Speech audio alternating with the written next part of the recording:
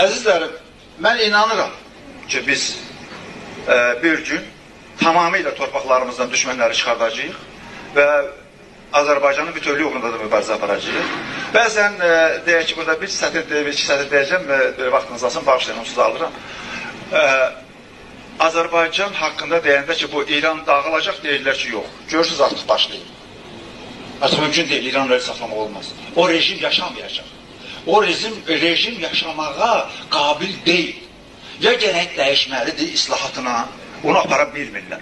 İslahatla aparıb yuxarıdan dəyişdirə bilməyəcəksənsə, aşağıdan dəyişdiriləcək, o rejim dağılacaq.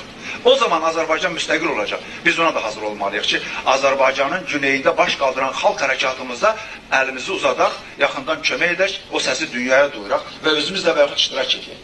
Bunu bütün dünyanın tarixçilərin hamısı yazır ki, 1906-11-ci illərdə Təbrizdə baş verən Sattarxan hərəkatında, hətta bu Leninin sözüdür, indi herhalde o sözü bu cür ifadə edir. Azərbaycanda, Qafqazda yaşayan Tatarlar, bizi deyil, Rusiya təbəəsi olduqlarını yaddan çıxararaq Təbriz inqilabında iştirak edirdilər.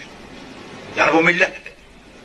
Buna burjuaziya, bunun nədir, imperiya qabağını ala bilmədi. Həmin vaxt ala bilmədi. Bundan sonra da ala bilməyəcək. Bu millət yenə də bu vahid mübarizəsində, istər Qarabağ mübarizəsi olsun, istər Gəncə mübarizəsi olsun, istər Təbriz mübarizəsi olsun, istər Ərdəbil, bu bir yerdə olacaq, bu budur, həyat ora gətirir.